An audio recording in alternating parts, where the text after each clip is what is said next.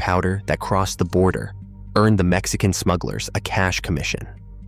At first, it was just a trickle, a few modest shipments using this new route. After all, the East Coast remained the Colombians' main market. In fact, at that time, only 20% of all coke sold in the United States passed through Mexico. But that small 20% was already significant enough to grant the Mexican smugglers considerably more power. The power of corruption grew decisively. The organizations themselves became far stronger. They grew much richer, much more powerful, and with far greater control. It was no longer 1 million, 2 million. It was 15 million, 20 million, 30 million, or 40 million that they could make from a single shipment. And this gave them enormous purchasing power. This power was openly displayed on the streets of Guadalajara. Real estate investments were booming, with luxurious hotels and lavish villas appearing everywhere. Business flourished spectacularly, turning the city into a true paradise for narcos. Everyone had their place here, enjoying space and protection. Yet tensions occasionally arose, particularly around Amato. Despite his outward discretion, no one could have predicted that this young man, barely 25, would become a decade later the legendary Lord of the Skies, surpassing all his rivals and mentors. His power would grow to such an extent that even Miguel, the great godfather, would appear amateurish in comparison. At this time, however, he still held a subordinate position within the hierarchy. Amato's story begins in the desert lands of Sinaloa, under the protective wing of his uncle Danto. In 1981, like many other ambitious young Sinaloans, he moved to Guadalajara to join Miguel's thriving organization. But fate had other plans for him. A minor dispute arose between Amato and Rafa, another protege of Don Nato. At the heart of this conflict was a young woman from one of Guadalajara's most influential families. While Rafa courted her openly, the young woman also showed interest in Amato whenever the opportunity arose. Faced with this risky situation, Don Neto had to make a decision. Having always favored Rafa, he chose to keep him by his side in Guadalajara and send his own nephew, Amato, to the other end of the country, to the northern border in the state of Chihuahua, to work under Pablo Aosta. Unknowingly, as we will later see, Don Nato actually did Amato a great service with this choice. Now, imagine northern Mexico. Picture a border stretching nearly 2,000 meters, winding through deserts and rivers, dotted with more than 40 official crossing points, strategic gateways through which cars and trucks pass every day. For the cartels, this border was not an obstacle, but an opportunity. Each crossing point represented a potential route to the most lucrative market in the world, the United States. The main crossing points controlled by the Guadalajara group were strategically positioned near border cities like Tijuana, Nales, and Juarez. In the eastern part of the country, key points such as Matamoros remained under the exclusive control of the Gulf Cartel. Mexican territory was then clearly divided into two zones of influence. The Pacific coast was controlled by Guadalajara, while the eastern coast was dominated by the Gulf Cartel. This separation allowed for a relatively peaceful coexistence between the two notorious organizations. As for Amato, he was sent to Okinaga, a small border town across from Texas, separated from the United States by a simple bridge. Although less strategic than Juarez, this town became his true training ground under Pablo Aosta's tutelage. Pablo took the young man under his wing to teach him all the secrets of the trade. Unaware that the student would soon surpass the master, Amato's true strength lay in his social intelligence. Pablo, an old-school smuggler, had built his business primarily on cannabis, but the era of coke was changing the game. While Pablo maintained a tense relationship with the Colombians, whom he viewed with suspicion, Amato demonstrated a natural talent for strategic diplomacy. Where Pablo saw adversaries, Amado cultivated partners. His ability to establish strong relationships with the Colombians quickly allowed their operation to move ever larger quantities of white powder to the American market. Back in Guadalajara, however, the calm before the storm was coming to an end.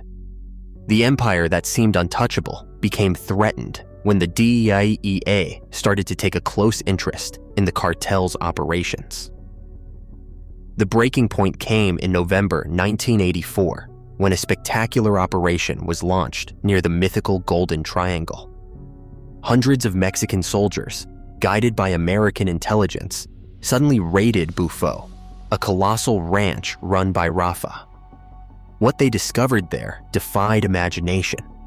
Weed plantations as far as the eye could see, stretching for miles. Operation Buffalo struck, resulting in the destruction of 8,000 tons of herb.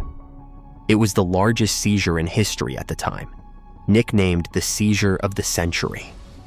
Imagine these vast fields where thousands of people worked daily, the equivalent of 1,000 American football fields, going up in smoke overnight.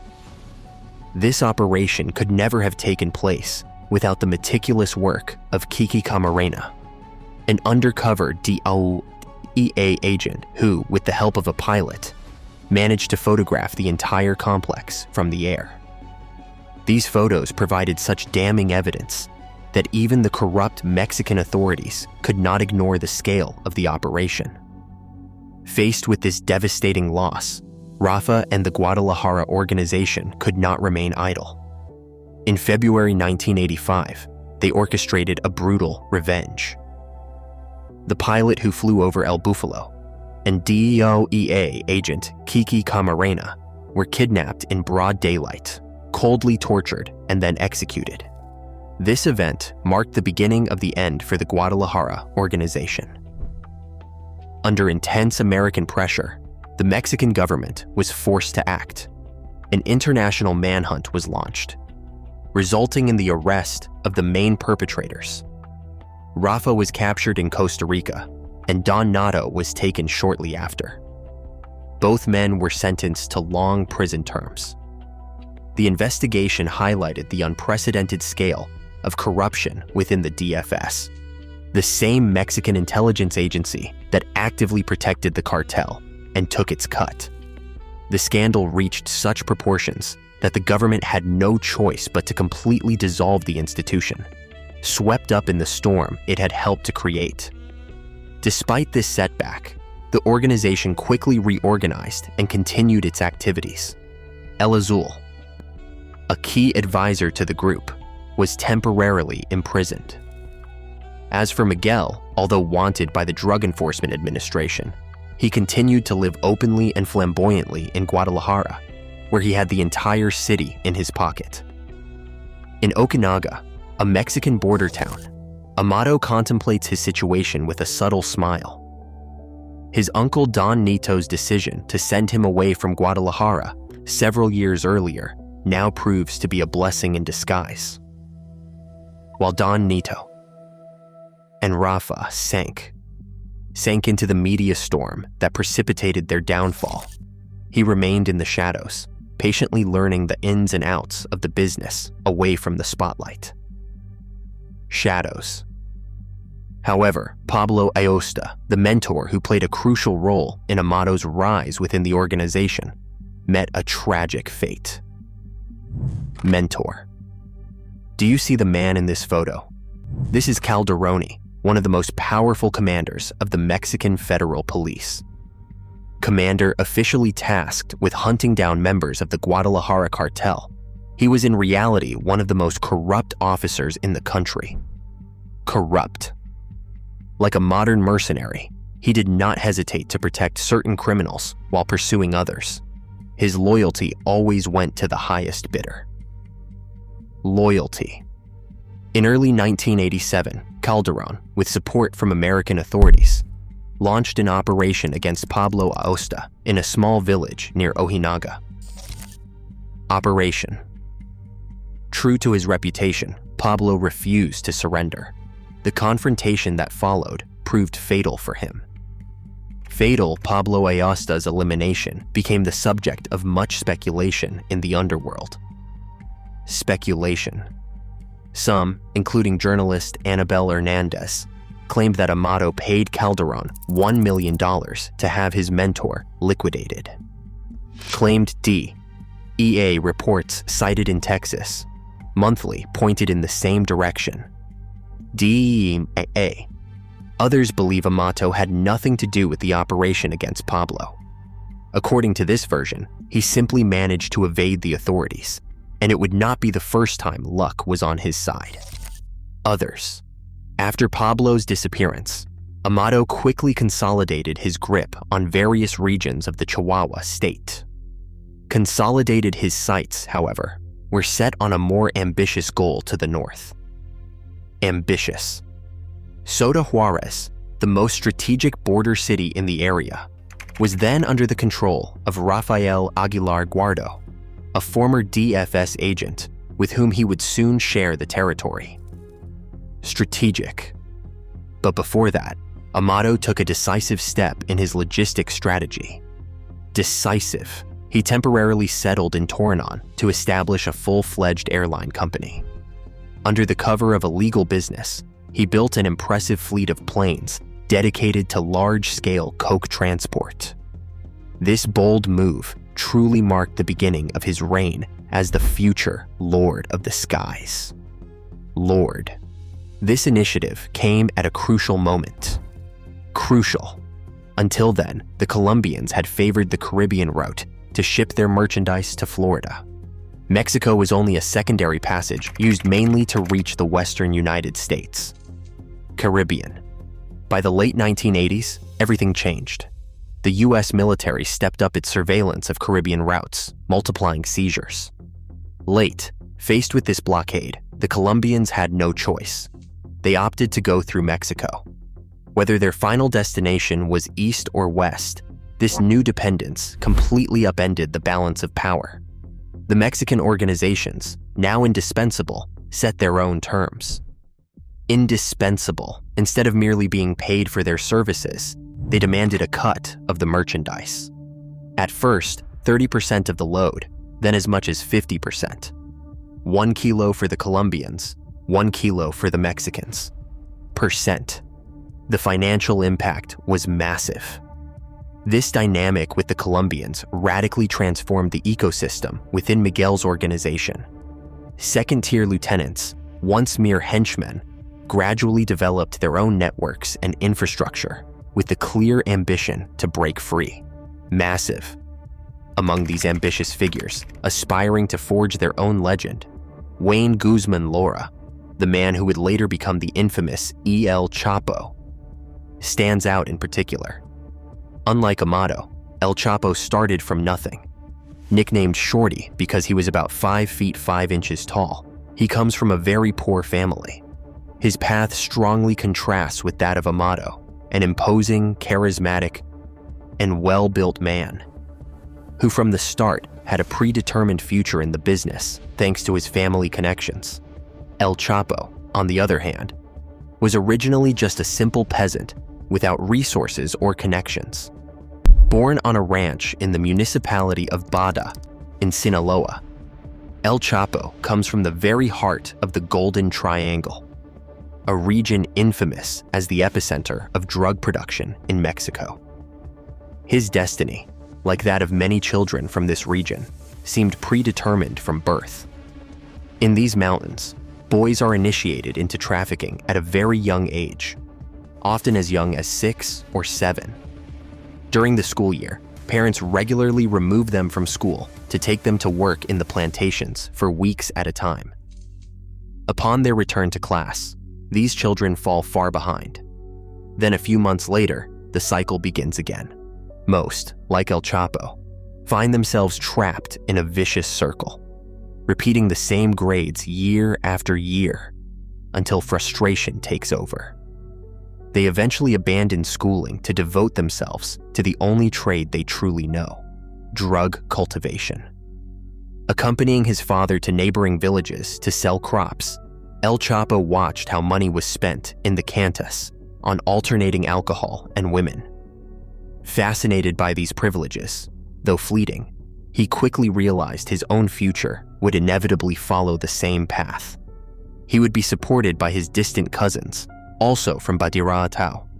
The Belrana brothers were led by Aruro, nicknamed El Barbas. Remember him, as he will remain a key figure in this saga for a long time. Tall and slender, El Barbas sported a distinctive beard, and in his elegant suits could easily blend in with respectable businessmen. Back to El Chapo. He started at the bottom of Miguel's organization, but quickly climbed the ranks thanks to his innovative ideas. Working closely with Hector Balma, he gradually expanded his influence beyond Sinaloa, especially into the state of Nayarit. In this region, they established in the mid-80s a major receiving point for Colombian merchandise, using secret landing airstrips for planes and secluded coastal areas for small boats.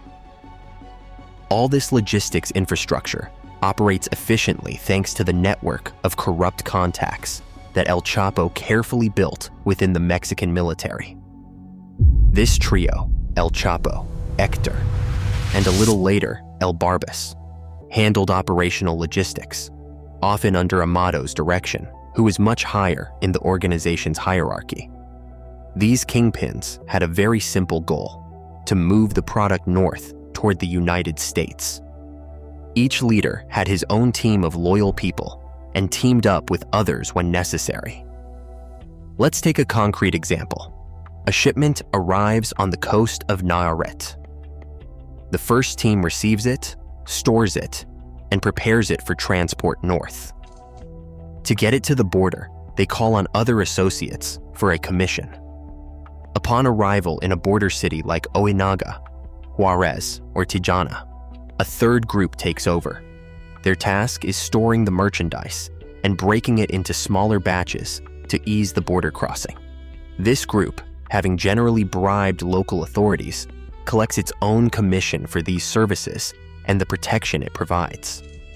Then a fourth team handles transport to Los Angeles, where other warehouses await these smaller shipments. This stage also earns its share of commissions.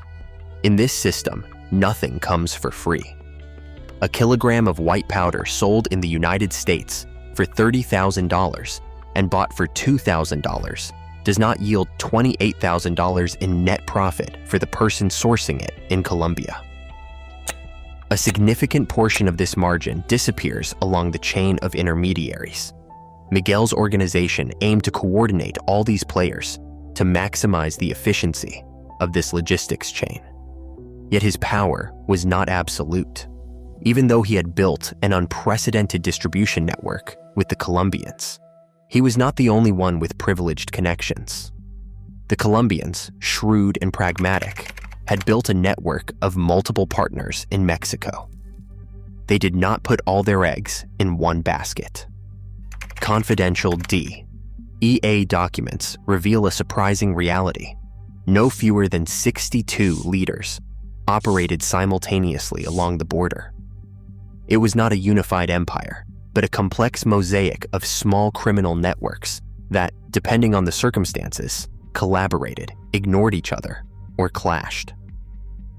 Miguel was certainly the most influential of all these barons, but he had to accept a bitter truth. Even the one nicknamed the Boss of Bosses could not monopolize the vast Mexican underworld.